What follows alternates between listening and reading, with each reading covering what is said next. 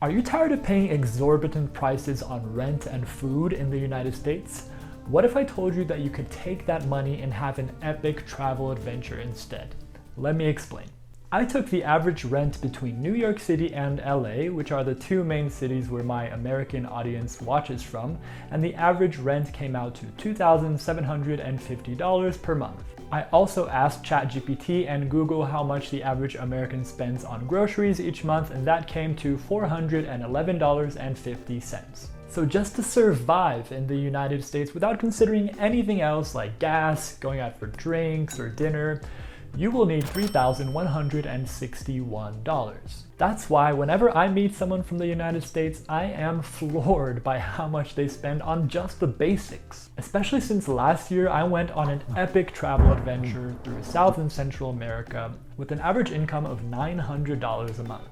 So I decided to make this video to try and inspire some of you to have a travel adventure for the equivalent of what you'd spend for just existing in the United States. It could potentially change your life. So let's break this down. Since I know Americans don't get a lot of vacation time, ideally for this experiment you would have a remote job, which is increasingly common these days. If not, maybe you're between jobs and have some money saved up, or you work in hospitality and maybe you can come back to that job months later. So considering the math we did earlier, living for 3 months in the United States would cost you $9,483.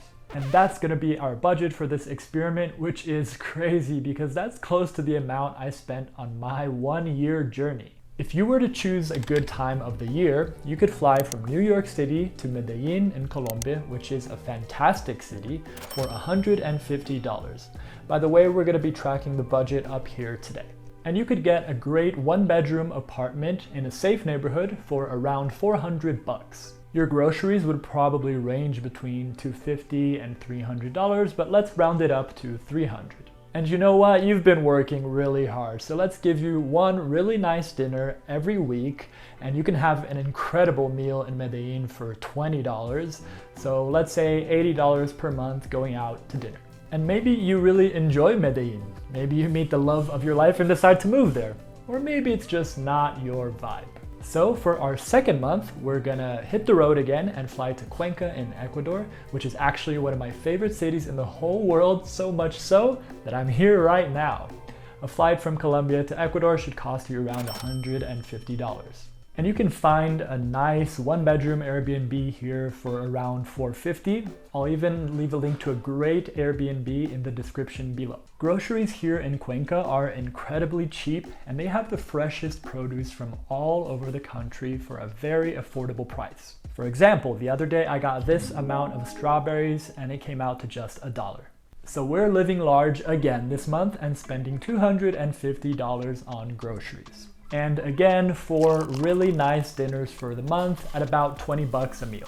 Now, I have a feeling you'll fall in love with Cuenca and just want to stay here forever, but if that's not the case, let's get you to Lima in Peru for the next month, which by the way is one of the gastronomy capitals of the world. On the high end, a flight between Ecuador and Peru will set you back around $260. Accommodation in Lima is looking a little pricey right now, so to make sure you stay in a really nice neighborhood, we'll be spending $600 on rent this month. We're also rounding up those groceries to $300. At this point, you're used to going out for dinner every week, so I wouldn't dream of taking that away from you. And since Lima has incredible restaurants, I'm gonna give you a budget of $150 to spend on going out for dinner this month. Guess what? You just spent 3 months traveling around South America, living large, having the time of your life, and you still have $6,325 left. With that kind of money, and especially if you're budget savvy, which we do preach here on Gringo Nation, you could continue to travel if you wanted to for possibly another 6 months or maybe even more, all for the equivalent of just existing in the United States for 3 months. But okay, maybe you're a little burnt out from the experiment, you feel a little homesick, so let's get you home. A flight from Peru to New York City shouldn't cost you more than $500. And now you're home safe in New York City with $5,825 to spare which actually even covers you for another 2 months in the United States while you decide your next move, which just may be going back to South America. As I mentioned in the beginning of the video, I had the craziest travel journey last year, making just $900 a month. If you want to see how that went, this playlist here will give you a great idea of what traveling through South and Central America can be for you. So just click here to join the journey, and I'll see you over there in 3, 2, 1.